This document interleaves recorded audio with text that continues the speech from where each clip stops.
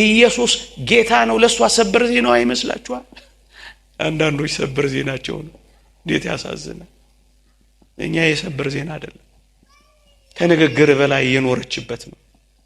ይሄንን በእርግጠኝነት ቅረቡና እወቋት፣ ተረዷት። በጩኸት አይደለም በዝምታ አብራ እየታመመች ትኖረዋለች። አውሮፓ ሂድ መጽሐፍ ቅዱስን ታነባለ፣ ኢትዮጵያ ሂድ መጽሐፍ ቅዱስን ታየዋለ።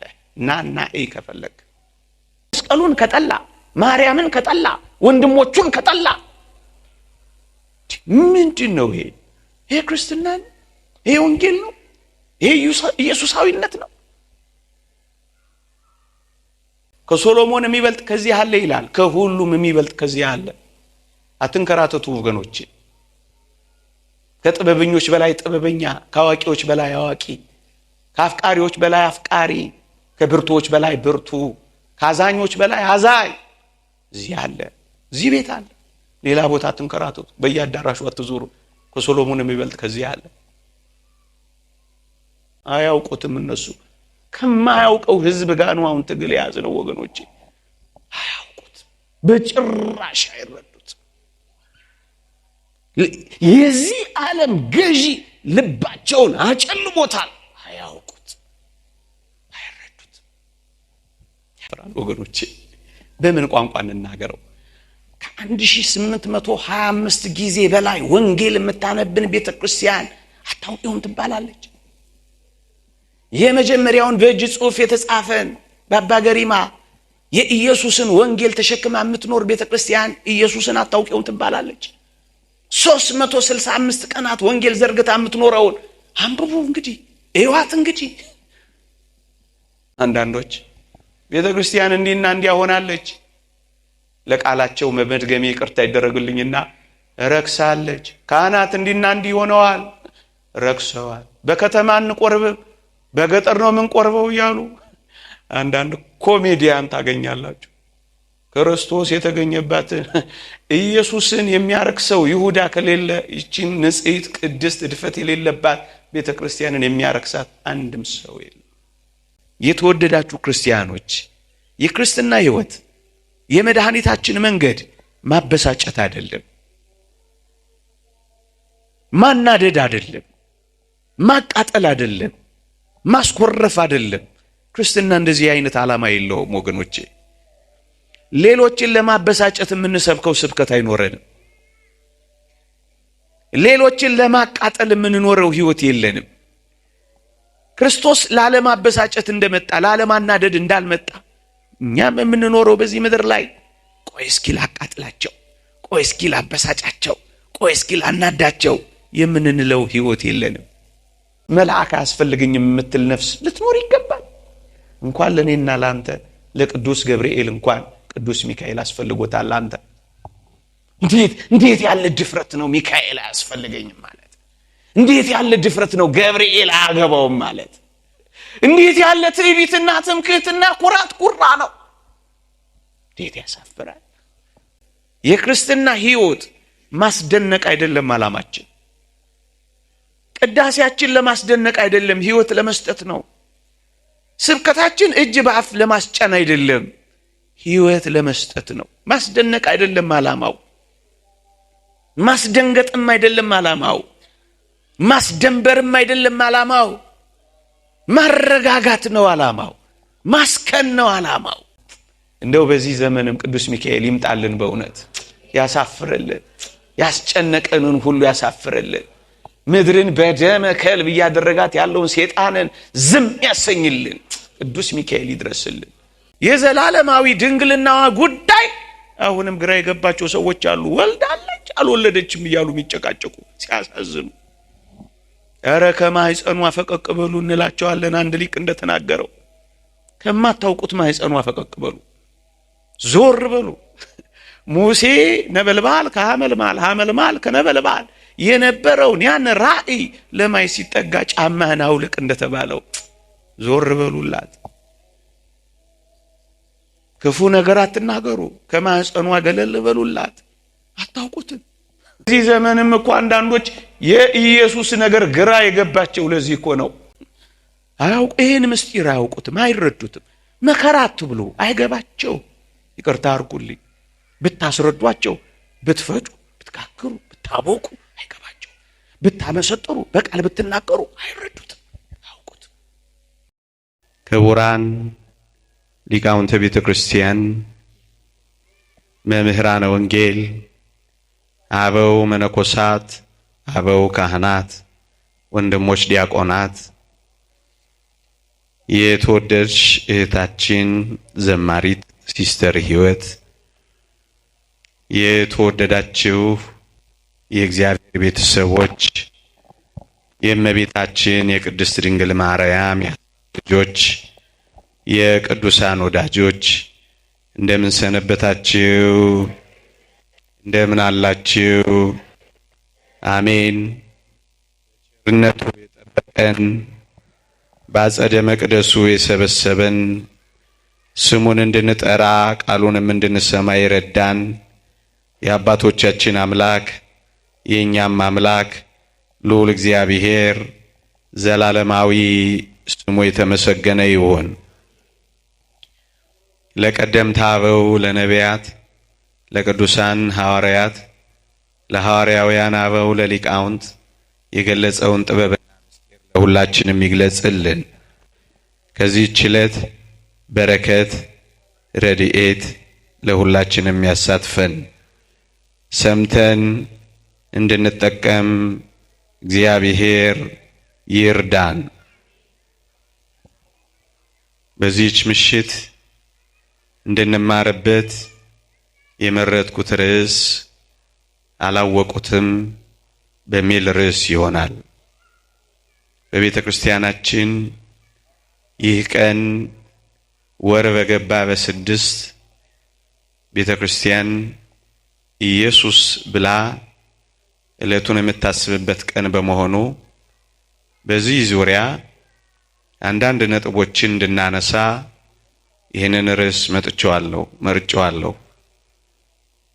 አንደኛ ቆሮንቶስ መልእክት ምዕራፍ 2 ቁጥር 8።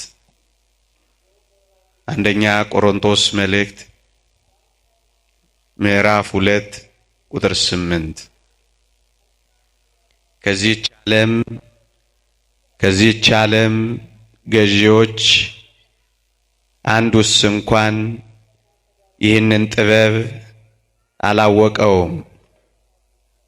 አውቀውትስ ቢሆን የክብርን ጌታ ባልሰቀሉትም ነበር ይላል። ከዚህ ኃይለ ቃል ነው አላወቁትም የሚለውን ቃል አሳጥሬ ያቀረብኩት። ከዚህች ዓለም ገዢዎች አንዱ እንኳን ይህንን ጥበብ አላወቀውም። አውቀውትስ ቢሆን የክብርን ጌታ ባልሰቀሉትም ነበር። ቅዱስ አግናጤዎስ ምጥው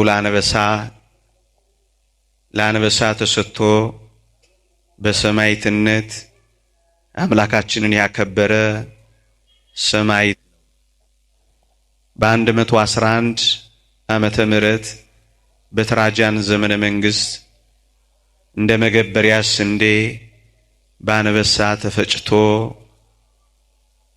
ሰማዕትነት የተቀበለ አባት ነው።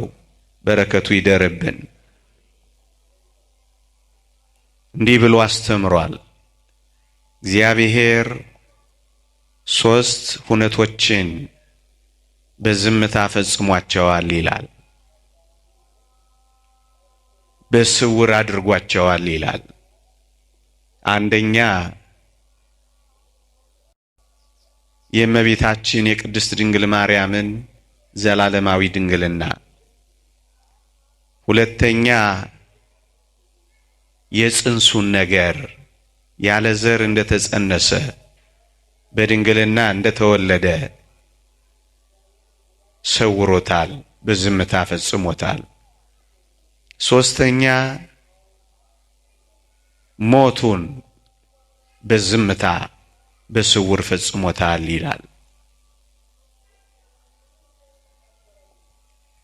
እነዚህ በዝምታ እነዚህ በስውር የተፈጸሙት ከዚህች ዓለም ገዢዎች ከአጋንንት ከሰይጣናት ተሰውረው የተፈጸሙ በዝምታ የተከናወኑ ምስጢራት ነበሩ። የጽንሱ ነገር፣ የዘላለማዊ ድንግልናዋ ነገር፣ የኢየሱስ ክርስቶስ የሞቱ ነገር። ለዚህ ነው ከዚህች ዓለም ገዢዎች አንዱስ እንኳን ይህን ጥበብ አላወቀውም የሚለው። ወገኖቼ ለምን የሰወረው ይመስላችኋል? ሊቃውንት ቤተ ክርስቲያን ጥቂት ነገሮችን ያስቀምጣሉ። መጀመሪያ እነሱን ላስቀድም።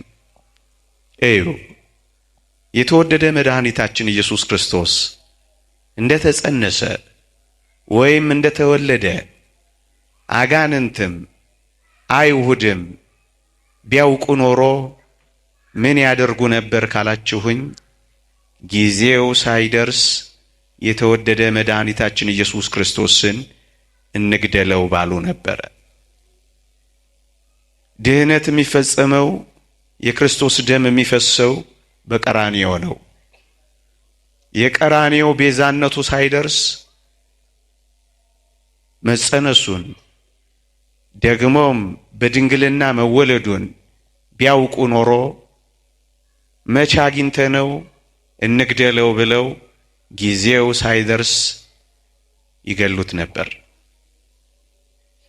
ለዚህ ነው ጊዜው ሳይደርስ እንዳይሞት ከሰይጣን ጆሮ ከአይሁድ አእምሮ ይሄንን የሰወረው።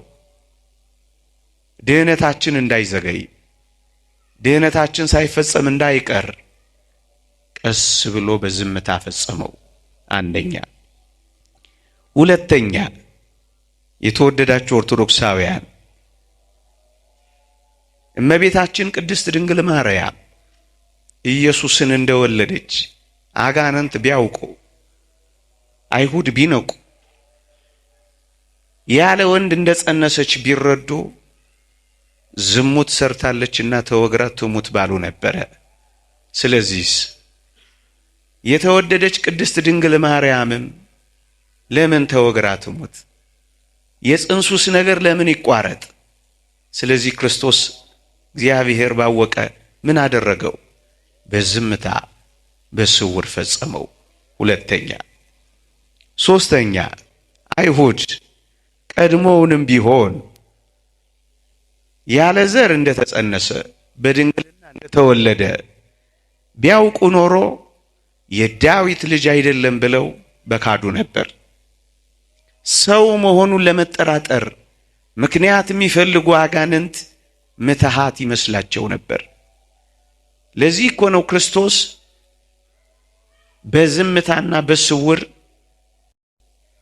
መጸነሱንም መወለዱንም ያደረገው። ያለ ዘር እንደተጸነሰ በድንግልና እንደተወለደ ቢያዩ ሰው አይደለም ብለው ይክዱ ነበር። የዳዊት ልጅም አይደለም ብለው መከራከሪያ ነጥብ ያገኙ ነበር። ስለዚህ ይህንንም በዝምታ ፈጸመው። ወገኖቼ ሌላው በድንግልና ተጸንሶ ያለ ዘር እንደተወለደ ከሰይጣንም ለመሰወር ነው ይህንን ያደረገው። ወገኖቼ ሰይጣን ቢያውቅስ፣ ዲያብሎስ ቢነቃስ ምን ያደርግ ነበር ካላችሁኝ፣ ሊቃውንተ ቤተ ክርስቲያን ከኢየሱስ ጋር ከመዋጋት ይሸሽ ነበር ይላሉ። ታስታውሳላችሁ? በገዳመ ቆሮንቶስ ከቆመ ሳይቀመጥ ከዘረጋ ሳያጥፍ ባየው ጊዜ ይህማ አምላክ ነው ብሎ ሊፈትነው ነበር የመጣው። የእግዚአብሔር ልጅ የሚል ድምፅ ሲሰማ ተጠራጥሮ ምን እንዳረጋ አላያችሁ?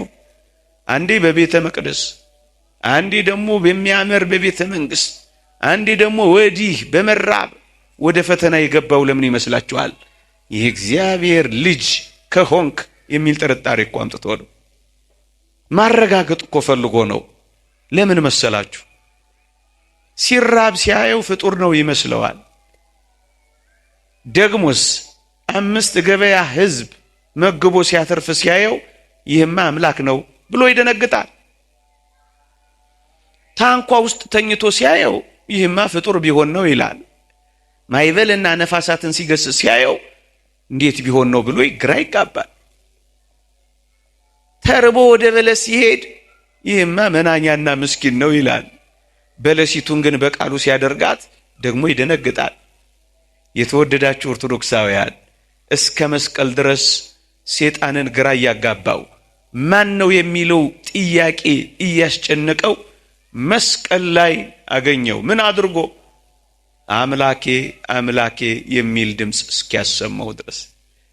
አያችሁ፣ ኢየሱስ ክርስቶስ በእርግጥ የባህሪ አምላክ እንደሆነ ቢያውቅ ኖሮ ምርኮ አይማረክም፣ በመስቀል ላይ አጋንንት አይታሰርም፣ ከመዋጋት ይሸሻል። ስለዚህስ ቀስ እያለ እያቀረበ ቀስ እያለ ወጥመድ ውስጥ እየከተተ ቀስ እያለ ያቀረበ በመስቀል ላይ ያገኘውና ጠረቀ።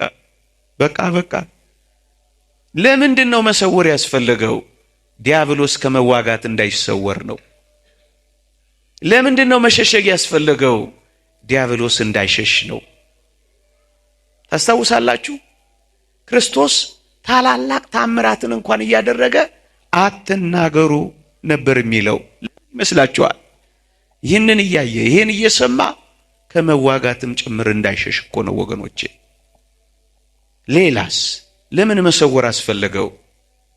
ይኸውላችሁ አይሁድ ገና ያለ ዘር መጸነሱን ገና በልጅነቱ በድንግልና መወለዱን ቢያውቁ ኖሮ ገና በልጅነቱ ይበሳጩበት ነበር። እንዴ ለምን ገና በጊዜ እየተበሳጩ ዘመናቸውን ይጨርሱ? ክርስቶስ እንዴት እንደተጠነቀቀላቸው እንኳን ተመልከቱ።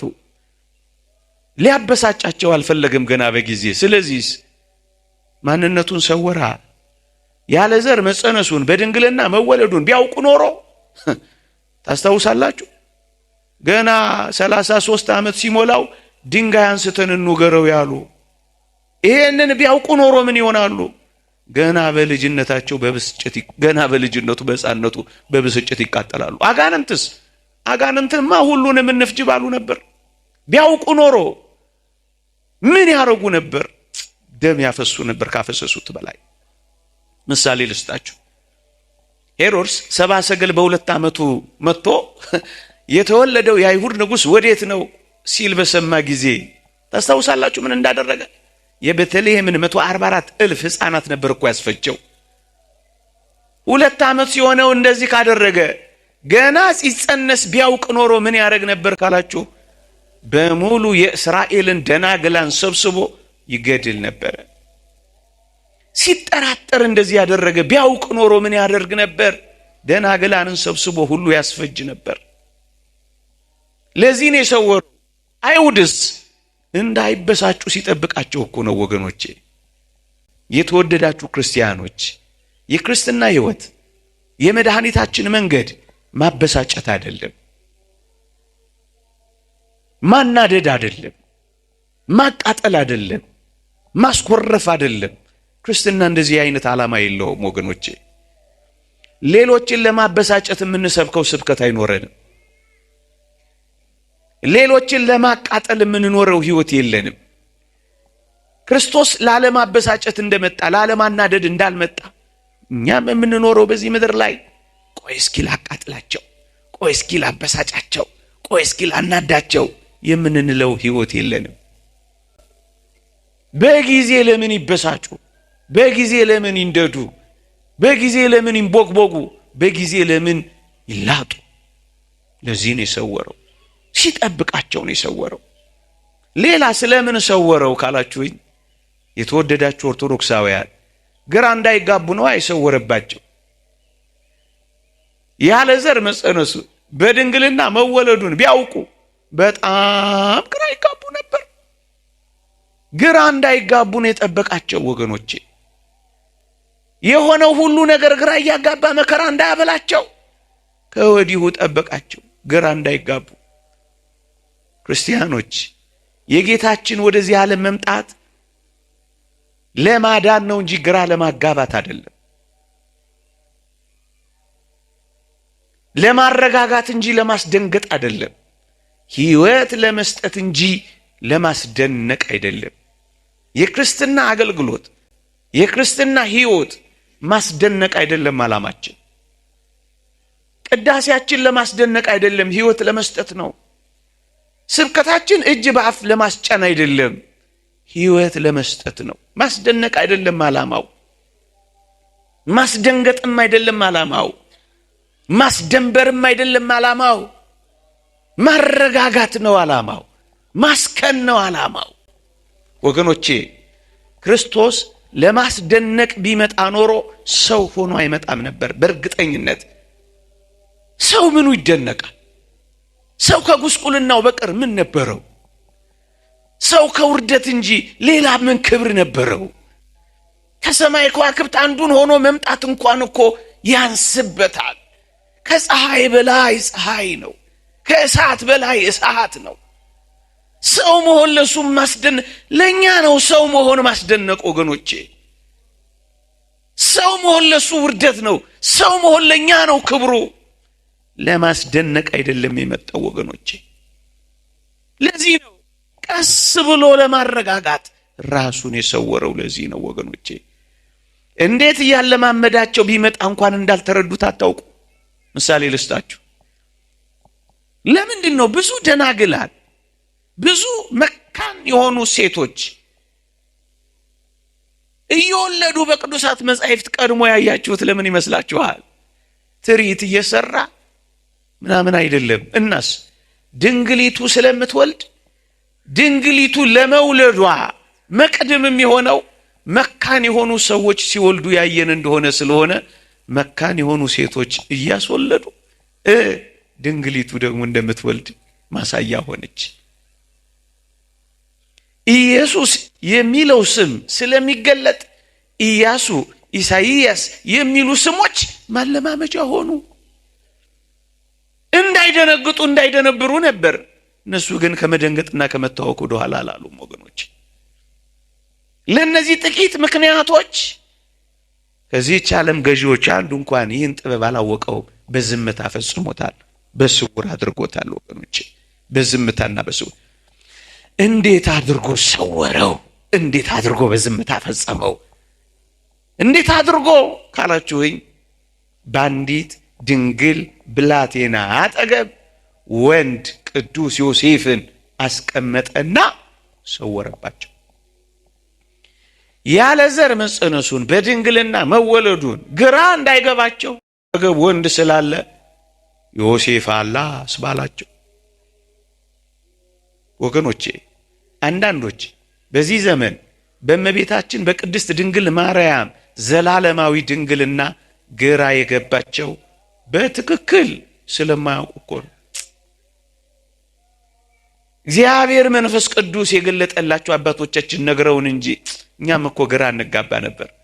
የዘላለማዊ ድንግልናዋ ጉዳይ አሁንም ግራ የገባቸው ሰዎች አሉ። ወልዳለች አልወለደችም እያሉ የሚጨቃጨቁ ሲያሳዝኑ።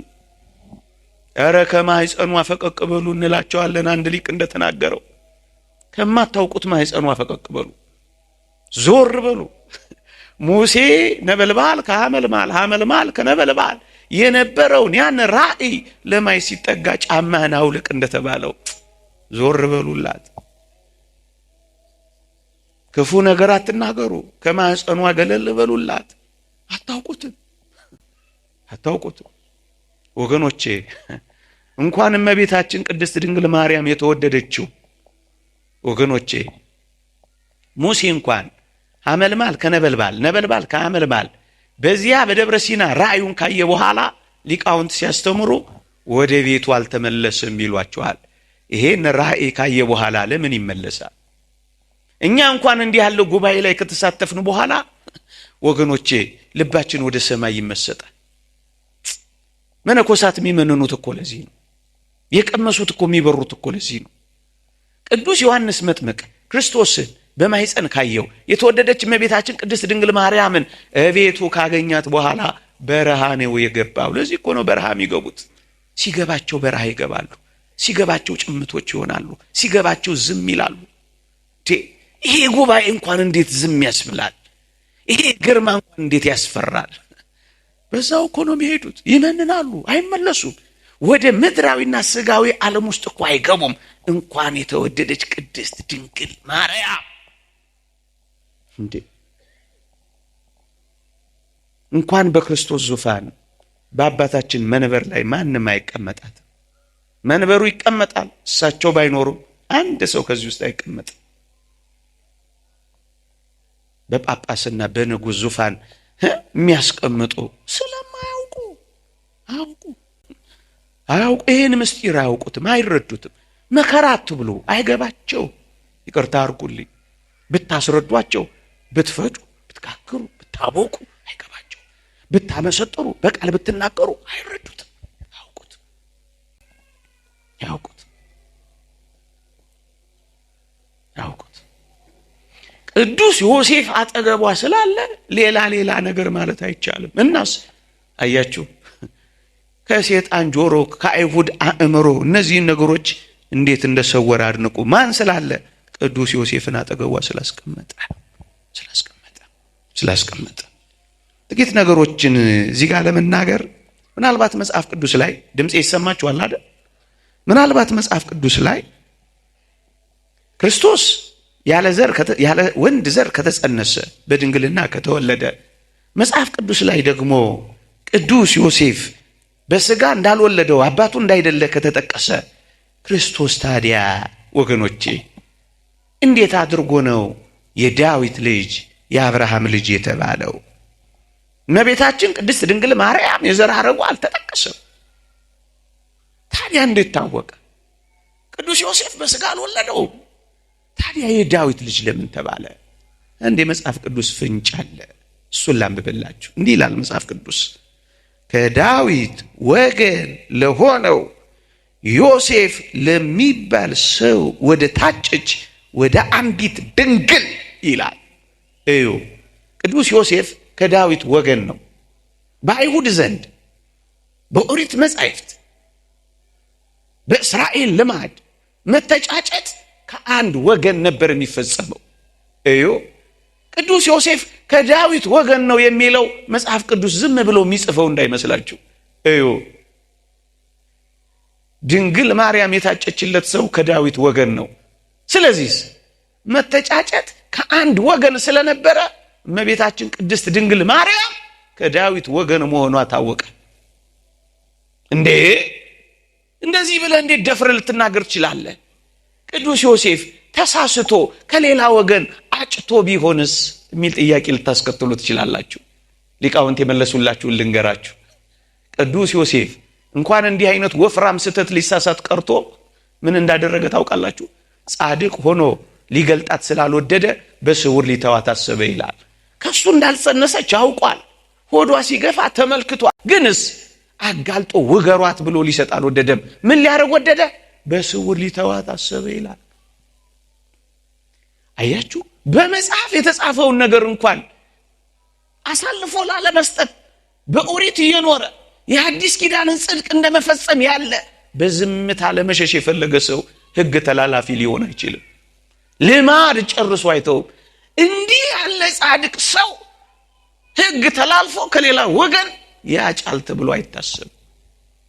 እናስ ቅዱስ ዮሴፍ አጠገቧ በመቆሙ ምክንያት ሰወረባቸው።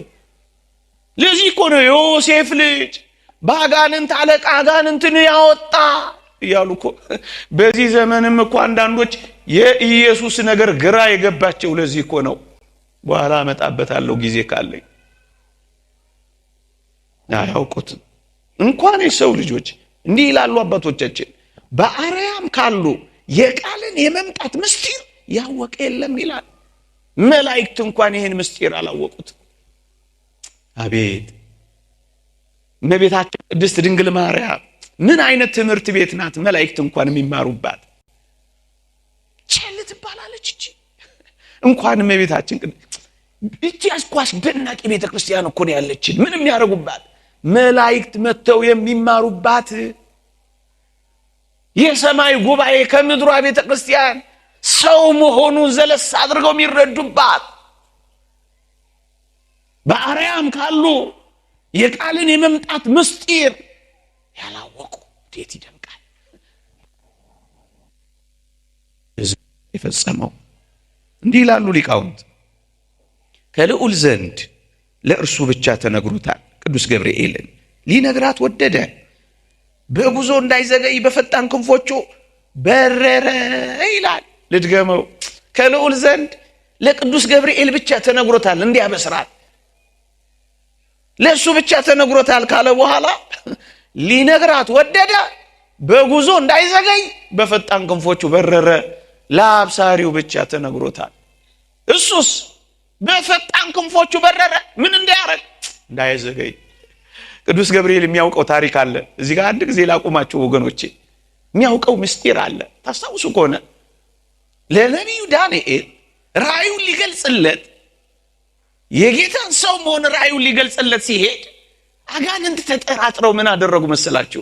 ትንቢተ ዳንኤል ምዕራፍ 10 ላይ ሊቃውንት እንደተረጎሙት የፋርስ አለቃ መንግስት ግን 21 ቀናት ተቋቋመኝ ይላል። ሰው መሆኑን ነገረ ስጋዌ ሊገልጽለት ሲሄድ ተጠራጥሮ አትነግርም ብሎ የፋርስ አለቃ መንግስት የሚለው አጋንንትን ነው። ቅዱስ ገብርኤል በጉዞ እንዲዘገይ 21 ቀናት ተቋቋመኝ ይላል። 21 ቀናት አዘገዩት፣ ታገሉት ቅዱስ ገብርኤል። አያችሁ፣ ቢያውቁ ኖሮ ምን ያደርጉ ነበር ካላችሁኝ፣ ያዘገየ ነበራ፣ አጋንንት ይታገል ነበራ። ለዚህ እኮ ነው የሰወረው፣ ለዚህ ነው የደበቀው፣ ለዚህ ነው በዝምታ የፈጸመው። ታዲያ ምን ሆነ ራእዩን ሲነግረው ካላችሁኝ፣ ትንቢተ ዳንኤል ምዕራፍ 10 ላይ አንብቡት። ካለቃቸው ከሚካኤል በቀር የሚያጸናኝ የለም ይላል ቅዱስ ገብርኤል። በረከቱ ይደርብን፣ ረድኤቱ ይደርብን፣ ልመናው ምልጃው ፈጣን ተራዳይነቱ ከኛ ጋር ይሁን። ምን ይላል? ካለቃችሁ ከሚካኤል በቀር የሚያጸናኝ የለም ይላል። ቅዱስ ሚካኤል መጣለታ። ዲያብሎስን ያሳፈረው፣ ዲያብሎስን ያዋረደው፣ በሰማይ ሰልፍ ድል ያደረገው ቅዱስ ሚካኤል መጣለታ። እንደው በዚህ ዘመንም ቅዱስ ሚካኤል ይምጣልን፣ በእውነት ያሳፍርልን፣ ያስጨነቀንን ሁሉ ያሳፍርልን፣ ምድርን በደመ ከልብ እያደረጋት ያለውን ሴጣንን ዝም ያሰኝልን ቅዱስ ሚካኤል ይድረስልን። እንደው አንድ ነጥብ እናንሳ። የተወደዳችሁ ኦርቶዶክሳውያን እስኪ ልብ በሉ። ካለቃችሁ ከሚካኤል በቀር የሚያጸናኝ የለም ያለው መልአክ እኮ ነው። መልአክ እንደዚህ ካለ መልአክ አያስፈልገኝም የምትል ነፍስ ልትኖር ይገባል።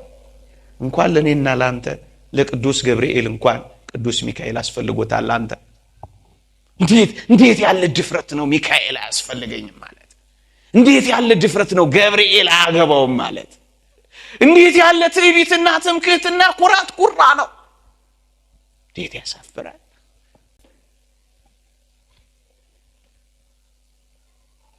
ማር ይስሐቅ እንደተናገረው እኛ ታናናሽ ወንድሞቻቸው ነን፣ እነሱ ታላላቅ ወንድሞቻችን ናቸው፣ በመንገዳችን ሁሉ ይራሩልናል ይላል ስለ መላእክት ሲናገር።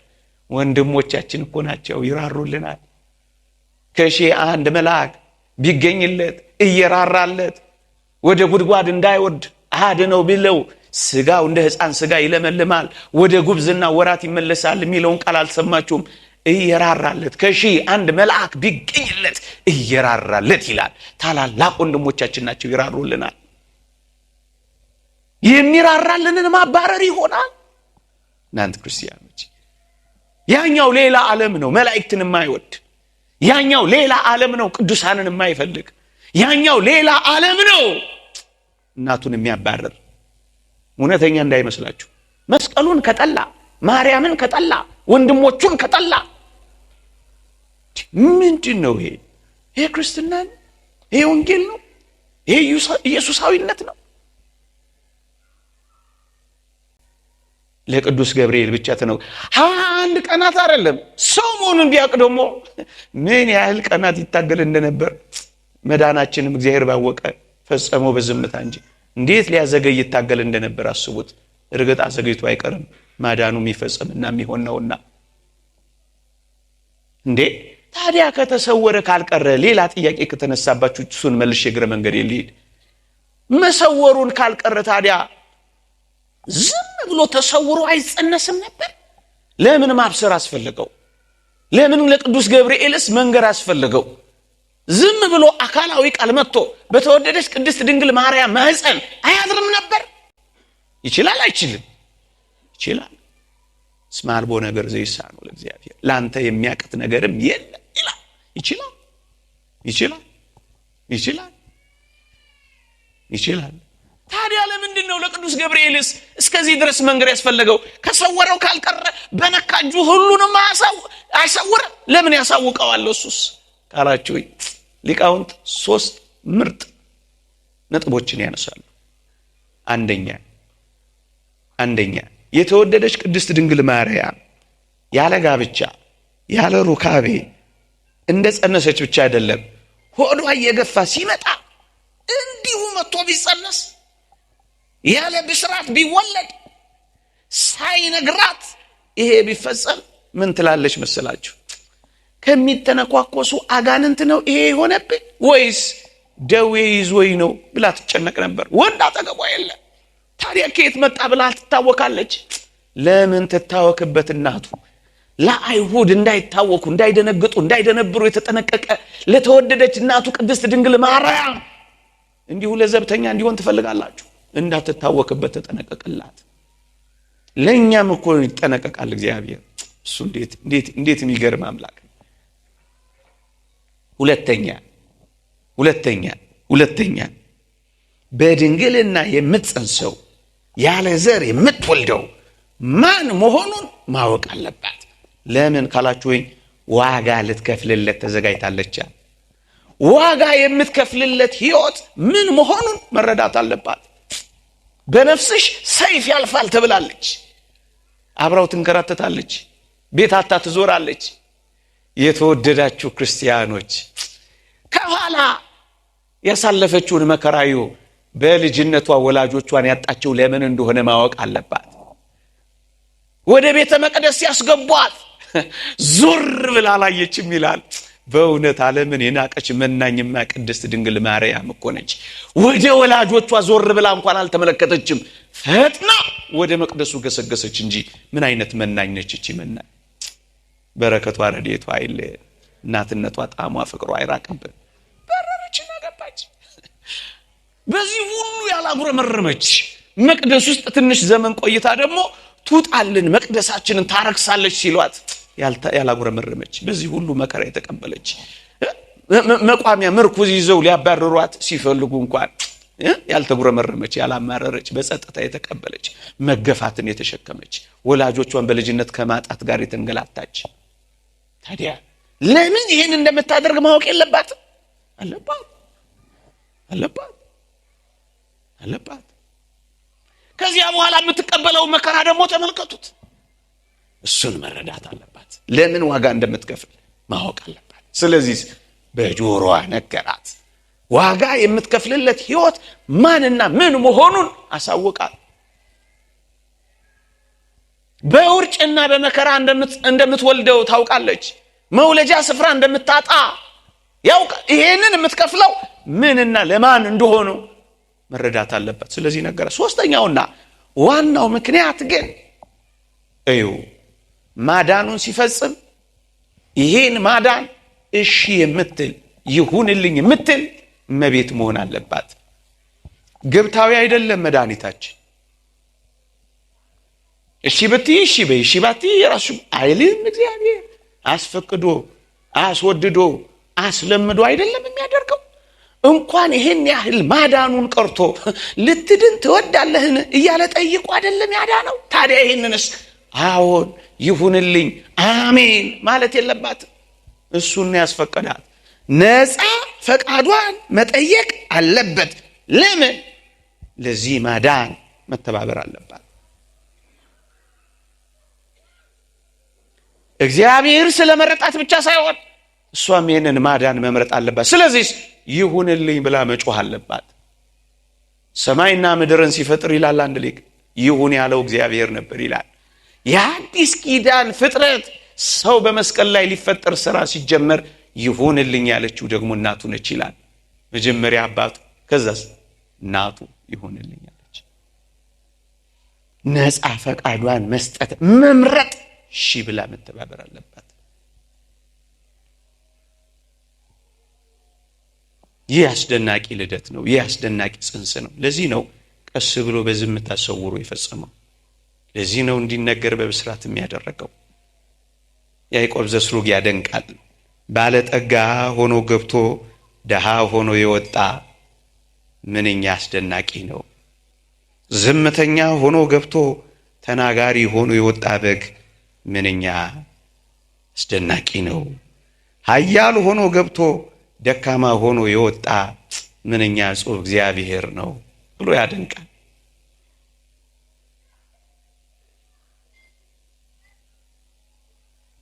በዝምታ ለምን ፈጸመው? እንዴት ፈጸመው? ታዲያ ለምን የምስራችና ብስራት ለምን አስፈለገው? በእነዚህ ምክንያቶች አላወቁትም። ኦርቶዶክሳውያን፣ እኛ ክርስቲያኖች በተለይ ኦርቶዶክሳውያን የምናውቀው ዕውቀትና አይሁድም አጋንንትም ደግሞ በዚህ ዘመን ያሉ አንዳንዶችም የሚያውቁት ዕውቀት ይለያያል። አያውቀውም ማለት ዓለምም አላወቀውም ተብሎ ተጽፏል። ምን አደከማችሁ? አላወቀውም፣ አያውቀውም፣ አይረዳውም። እኛ የምናውቀው ዕውቀት የመንፈስ ቅዱስ ልጆች የሆን እኛ፣ በጥምቀት የተወለድን ልጆች እኛ፣ በስጋውና በደሙ የተዋሃድን እኛ፣ በቅጥሩና በእድሞ ውስጥ ያለን እኛ የምናውቀው ዕውቀትና አይሁድም አጋንንትም መናፍቃንም የሚያውቁት ዕውቀት ይለያያል። እኛ ስናውቅና እነሱ ሲያውቁት ይለያያል። ጥቂት ነጥቦችን አንስቼላችሁ አጠናቀቃለሁ። ከኔ ጋር ናችሁ አላችሁ? እዩ ጥቂት ነጥቦችን። አይሁድ የክርስቶስን ጎን ሲወጉ፣ ሮማውያን ቆመው ሲያስወጉ እነሱ ጎኑን ሲያስወጉ የሚያውቁት ክርስቶስን እንዳደሙት፣ እንዳቆሰሉት፣ እንደጎዱት ብቻ ያውቃሉ። እኛስ እንዴት እናውቃለን? እኛ ግን ከቅዱስ ኤፍሬም ጋር ሆነን የክርስቶስ ጎኑ ሲወጋና ጎኑ ሲከፈት የገነት በር እንደተከፈተልን እናውቃለን ይላል ሊቁ። በረከቱ ይደርብን። አዎ ጎኑ ሲከፈትልን የገነት በር ተከፈተልን። ጎኑ ሲወጋልን ጥምቀታችን ተገኘልን። ጎኑ ሲወጋልን ደሙ ፈለቀልን። እኛ ነፃ ወደ ገነት የምንገባበት በር። አሁን እኔና እናንተ ጎኑን ስናይ፣ የተወጋ ጎኑን ስናይ፣ ያንን ጦር ስናይ ገነትን በጎኑ በኩል እንደገባን እናውቃለን። እኛ የምናውቀውና እነሱ የሚያውቁት እጅግ ይለያያል ያልኳችሁ እኮ ለዚህ ነው። የተወደዳችሁ ክርስቲያኖች፣ በዚህ ዘመን በትላንትም ዘመን በመጽሐፍ ቅዱሳችን ላይ ኢየሱስ ፈራ፣ ኢየሱስ ደነገጠ፣ ኢየሱስ አዘነ የሚሉ ቃላት ሲያዩ አንዳንዶች በዚህ ዘመንም በትላንትም የነበሩ ሰዎች የሚያዝን፣ የሚተክዝ፣ የሚፈራ፣ የሚደነግጥ አምላክ ነው ትላላችሁ ብቻ ብለው ያውቃሉ። እነሱ ይህንን ብቻ ይረዳሉ። መፍራቱን፣ ማዘኑን፣ ደነገጠ መባሉን አያውቁትም ለምን እንደሆነ። እኛስ ኦርቶዶክሳውያን ክብር ለሊቃውንት ለአባቶቻችን ምን እናውቃለን በዚህ ውስጥ ካላችሁ ወገኖቼ እዩ። ፈራ፣ አዘነ፣ ደነገጠ፣ ተከዘ በሚሉት ቃላት የነፍሳችንን ካሳ የካሰልን እንደሆነ እናውቃለን። እነሱ አምላክ አይደለም ማለትን ያውቃሉ። እኛስ በነፍሳችንም ጭምር የካሰልን እውነተኛ አምላካችን እንደሆነ አውቀናል። አያውቁትም አልኳችሁ እኮ ለዚህ ነው። ምን ማለት ይመስላችሁ? መቁሰል፣ መድማት፣ የሾህ አክሊል ማድረግ፣ እነዚህ የሥጋ ሕማማት ናቸው። ጌታችን ለሥጋ የካሰብ ካሳ ነው። የነፍስስ ካሳ እንዴት ይቀራል? የነፍስ ካሳ ምን? የነፍስ ሕማም ምንድን ነው ካላችሁኝ፣ መፍራት ነዋ። የነፍስ ካሳ ምንድን ነው? ማዘን ነዋ። የነፍስ ካሳ ምንድን ነው? መደንገጥ ነዋ። የነፍስ ካሳ ሕማም ምንድን ነው? መተከስ ነዋ። አያችሁ፣ እኛ ክርስቶስ ፈራ፣ ክርስቶስ ደነገጠ፣ ክርስቶስ አዘነ የሚል ቃል ስናይ ነፍሳችን እየተካሰች እንደሆነ እናውቃለን። የባህሪ አምላክ መሆኑን እንረዳለን ወገኖቼ። ሌላስ በጣም ባስደናቂ ሁኔታ የሥጋ ሕማማችን ብቻ ሳይሆን የነፍስ ፍርሃታችንን እያራቀልን እንረዳለን። የነፍስ ሐዘናችንን እያጠፋልን እንደሆነ እንረዳለን። የነፍስ ድንጋጤያችንን እያራቀልን እንደሆነ ይገባናል። አያውቁትም እነሱ። ከማያውቀው ህዝብ ጋር ነው አሁን ትግል የያዝነው ወገኖቼ። አያውቁት፣ በጭራሽ አይረዱት። የዚህ ዓለም ገዢ ልባቸውን አጨልሞታል። አያውቁት፣ አይረዱት፣ አያውቁት። አይሁድም አጋንንትም መናፍቃንም ኢየሱስ በመስቀል ላይ የመጨረሻዋን እስትንፋስ ሲተነፍስ በቃ ብለው ነው የሚያስቡት። በቃ ጨረሰ ብለው ነው ያስቡት።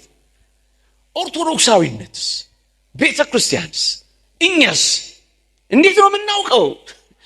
ክርስቶስ የመጨረሻውን እስትንፋስ መስቀል ላይ ሲተነፍስ እኛ ክርስቲያኖች የመጀመሪያውን የህይወት እስትንፋስ እንደቀጠለልን እናውቃለን። የመጨረሻውን እሱ የመጀመሪያውን እኛ መተንፈስ እንደጀመርን እናውቃለን። እነሱስ ይህንን አያውቁትም። ምን እያደረገ እንደሆነ አይረዱትም ነው ምላችሁ። አያውቁትም። እነርሱ ክርስቶስ በመስቀል ላይ እንደ ሞተ ብቻ ያውቃሉ። እኛስ አዎን ክርስቶስ በመስቀል ላይ ሞቷል፣ ግንስ ዲያብሎስ መገደሉን እናውቃለን። አንዳንዶች አባቴ የሞተበት መስቀል ዲያብሎስ የተዋረደበት፣ ደግሞም የተሸነፈበት፣ ደግሞም ኃይል ያጣበት፣ ደግሞስ ጥርሱ የረገፈበት፣ ደግሞስ አቅሙ የተንኮታኮተበት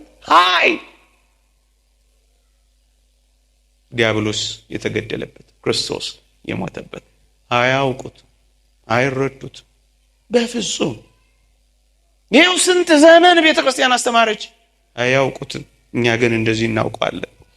እነርሱ ኢየሱስ ክርስቶስ በመስቀል ላይ ሲቸነከር እንደተያዘ ደግሞም ድል እንደተነሳ ያውቃሉ።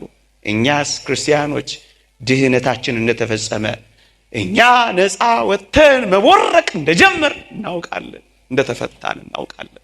እነሱ አያውቁትም፣ በፍጹም አያውቁትም ወገኖቼ፣ በፍጹም አይረዱትም፣ በፍጹም አያውቁትም። ክርስቶስን እርቃኑን ሲሰቅሉት እነሱ እንዳዋረዱት ያውቃሉ። እኛ ክርስቶስ ሲራቆት የጸጋ ልብስ እንደለበስን እናውቃለን። እሱ ሲዋረድ እኛ እንደከበርን እናውቃለን። እሱ ሲወድቅ እኛ እንደተነሳን እናውቃለን። እሱ የሾህ አክሊል ሲደፋ እኛ የክብር አክሊል እንደደፋን እናውቃለን። እሱ ምራቅ ሲተፋበት እኛ ጸጋ እንደተጎናጸፍን እናውቃለን። አይረዱትም። እሱ ወደ ታች ሲመጣ እኛ ወደ ላይ እንደሄድን እናውቃለን። ይህንን አይረዱትም። ዓለም አላወቀው። አያውቁት።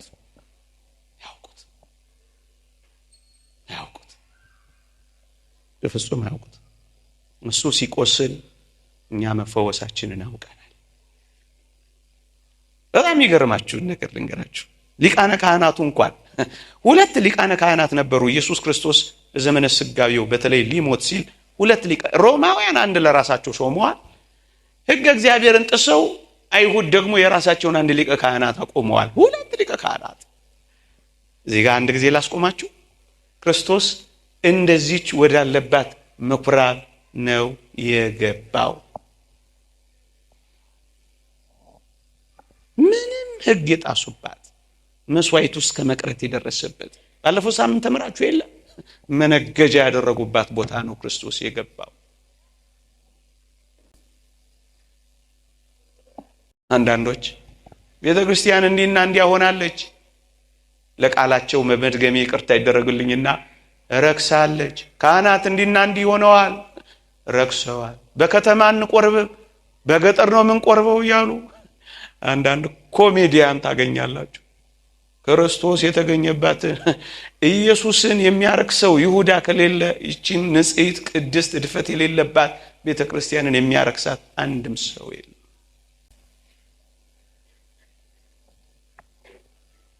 ክርስቶስ ትቷቸው ካልሄደ፣ ክርስቶስ ትታችኋቸው ሂዱ ካልሆነ ማን ነው ይቺን ቤተ ክርስቲያን ጥሏት የሚሄድ? አሁን በኃጢአት ልንበላለጥ ነው? ይቅርታ አድርጉልኛ፣ እንተዋወቃለን በደንብ። የአንዳንዶቻችን ስለተገለጠ የአንዳንዶች ተሸፈነ አይደል? አንዳንዶቻችን ብልጣ ብልጥ ሆነን መሸፈን ስላልቻል፣ አንዳንዶቻችን ደግሞ የዋሃን ሆነን ስላፈጠጠብን እንጂ ተካክለን እኮ ነው የበደልነው በዚህ ዘመን። እኔ ሊቀ ካህናቱ ጋር ልመልሳችሁ። ሊቀ ካህኑ ይላል። ክርስቶስ የእግዚአብሔር ልጅ ነኝ ሲል ልብሱን ቀደደ ይላል። ሊቀ ካህናቱ ልብሱን የቀደደው ተቆጥቶ ነው። የሕዝቡን ቁጣ ለመቀስቀስ ነው። የሊቀ ካህናቱ ልብስ ሲቀደድ በእስራኤል ዘንድ የሚሰጣቸው ትርጉም ያ ነው። መቆጣቱ፣ መበሳጨቱ፣ ሊያበሳጫቸው፣ ከዛስ ሊያስፈርዱ፣ ከዛስ በክርስቶስ ላይ ማነሳሳቱ ነበር። ይሄን ብቻ ነው አይሁድ የሚያውቁት። ይሄን ብቻ ነው ሊቀ ካህናቱ የሚያውቀው። እኛስ የኦሪቱ ሊቀ ካህናት ልብሱ ሲቀደድ፣ እኛ ግን የምናውቀው ክህነቱ እንደተሻረች እናውቃለን። ልድገመው፣ እሱ ሲቀደው አይታወቀው ምን እያደረገው እንደሆነ፣ እኛ ግን እናውቅለታለን። ምን ብለን? ክህነቱን እያሳለፋት ነበር ክርስቶስ። አትቀደድማ። ይልቁኑ የኢየሱስ ክርስቶስ ልብሱ አለመቀደዷ፣ ልብሱ ስርወጥ ሆና ማደጓ፣ አይሁድ እንኳን እጣ ተጣጥለን እንውሰዳት እንጂ አንካፈላት ማለታቸው፣ አለመቀደዷ፣ አለመሰንጠቋ፣ ሊቀ ካህናት ኢየሱስ ክርስቶስ ክህነቱ ዘላለማዊ መሆኑን እናውቃለን፣ እንረዳለን። እነሱስ አያውቁትም፣ እነሱ አይረዱትም። ይሄንን አንድ ነገር ብቻ ልጨምር እንዳልዘበዝባችሁ፣ ብዙ እንዳላበዛባችሁ። ኢየሱስ ክርስቶስን ከምድር ከፍ አድርገው በመስቀል ላይ ሲሰቅሉት ሮማውያንም አይሁድም የሚያስቡት መሬታችንን እንዳያረክስ ብለው ነው እኮ። እየሰማችሁኝ ነው? መሬታችንን እንዳያረክስ ብለው እኮ ነው ከፍ ያደረጉት። ኦርቶዶክሳዊነትስ ቤተ ክርስቲያንስ ይህን የክርስቶስን አስደናቂ ጥበብ እንዴት ትረዳዋለች ካላችሁኝ፣ እዩ። ለጣዖት በታጠነ ጢስ የተሞላውን፣ በጣዖት ስብ ጢስ የታፈነውን ሰማዩን እያጸዳ መሆኑን ትረዳለች ቤተ ክርስቲያን። ታውቀዋለች፣ በደንብ አድርጋ ታውቀዋለች። ኢየሱስንማ ታውቀው አታውቀውም። እንዴት ያሳፍራል ወገኖቼ! በምን ቋንቋ እንናገረው? ከ1825 ጊዜ በላይ ወንጌል የምታነብን ቤተ ክርስቲያን አታውቀውም ትባላለች። የመጀመሪያውን በእጅ ጽሑፍ የተጻፈን በአባ ገሪማ የኢየሱስን ወንጌል ተሸክማ የምትኖር ቤተ ክርስቲያን ኢየሱስን አታውቀውም ትባላለች። 365 ቀናት ወንጌል ዘርግታ የምትኖረውን አንብቡ እንግዲህ፣ እዩዋት እንግዲህ። ኢየሱስን አታውቀውም ትባላለች። ለ2000 ዓመት እንደዚህ የቆየችን ቤተ ክርስቲያን ኢየሱስ ጌታ ነው ለሷ ሰበር ዜናዋ ይመስላችኋል? አንዳንዶች ሰበር ዜናቸው ነው። እንዴት ያሳዝናል! እኛ የሰበር ዜና አይደለም፣ ከንግግር በላይ የኖረችበት ነው። ይሄንን በእርግጠኝነት ቅረቡና እወቋት፣ ተረዷት። በጩኸት አይደለም፣ በዝምታ አብራ እየታመመች ትኖረዋለች። አውሮፓ ሂድ መጽሐፍ ቅዱስን ታነባለ፣ ኢትዮጵያ ሂድ መጽሐፍ ቅዱስን ታየዋለ። ናና ከፈለግ ናና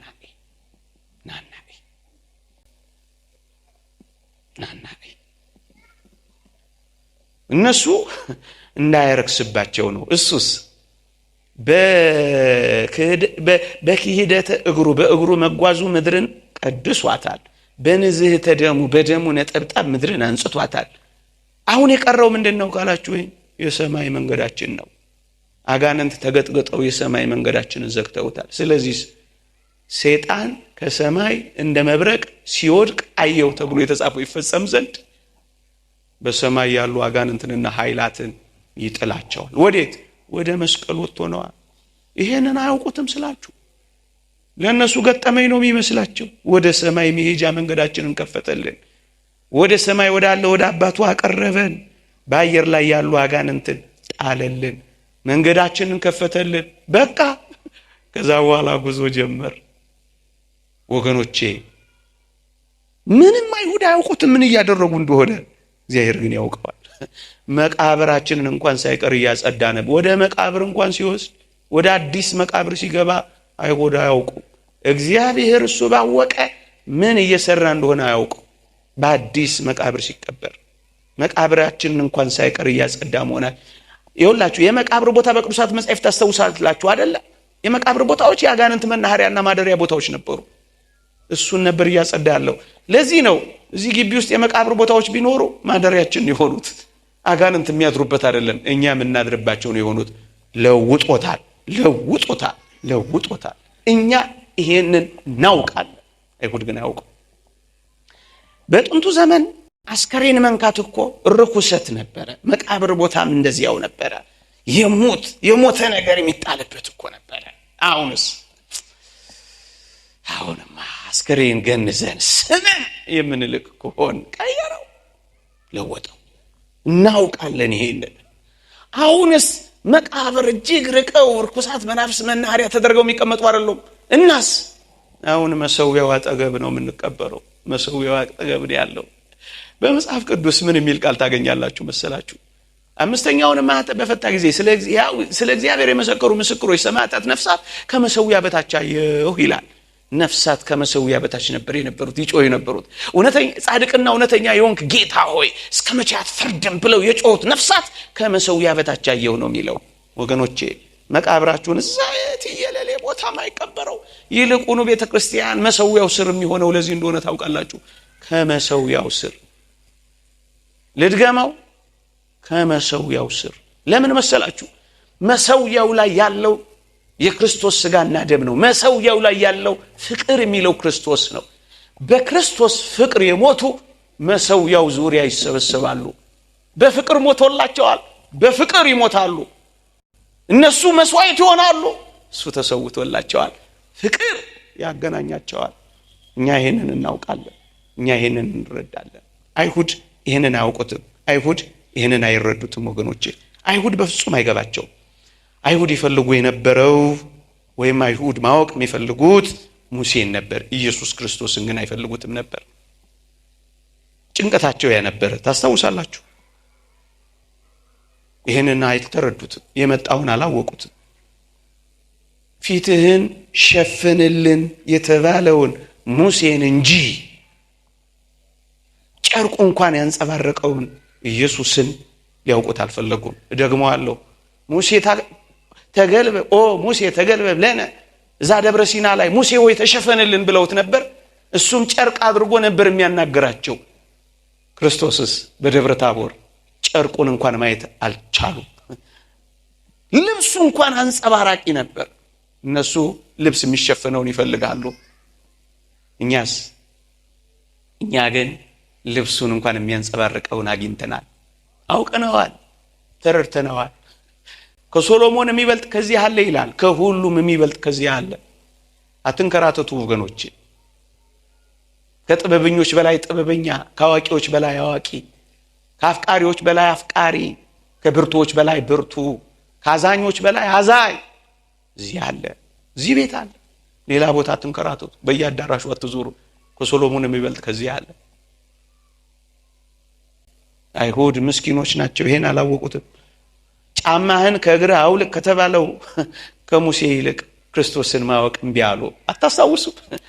በዛ በደብረ ሲና ሙሴን ጫማህን ከእግርህ አውልቅ ነበር የተባለው።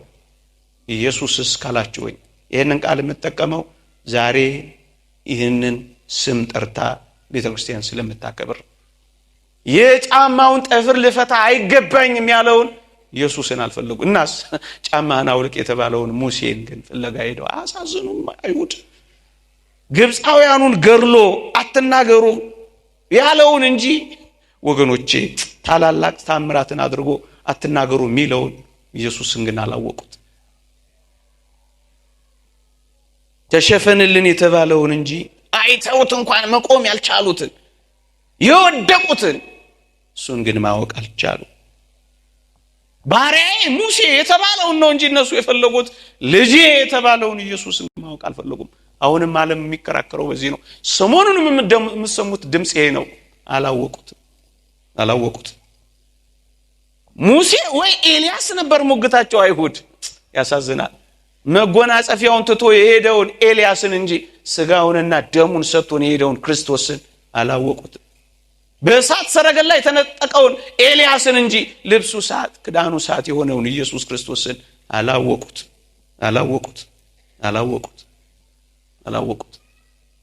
በምን ቋንቋ እንግለጸው? አልተረዱት። ለማጠቃለል እኛስ አውቀነዋል፣ እሱ ማጠቃለያ ይሁን። አጠገባችን ሆኖ አውቀነዋል፣ አብረነው እየኖር ተረድተነዋል። እየሰበክንለት እናውቀዋለን። ያ ሰባኪ እንዳለው እውነቱን ነው። እግዚአብሔርን የማያውቁ የእግዚአብሔር ሰዎች ብሎናል ያ ሰባኪ።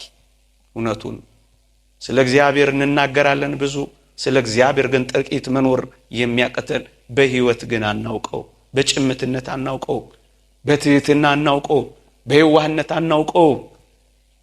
ገና አላወቅነውም። አንዳንዶቻችን፣ ሁላችንም አይደለም፣ አንዳንዶቻችን የሚጤስን የጧፍን ክር ያላጠፋ፣ የተቀጠቀጠ ሸበቆን ያልሰበረ፣ በዝምታ በጸጥታ የኖረውን መምሰል አቅቶናል።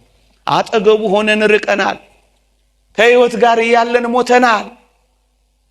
ተገልጦልን ያልተረዳን ምስኪኖች ሆነናል። አብሮን ሆኖን ሳናገኘው ቀርተናል። ቤት ውስጥ ሆነን ጠፍተናል። አላወቅነው። የመሰከርንለት አልተረዳነው።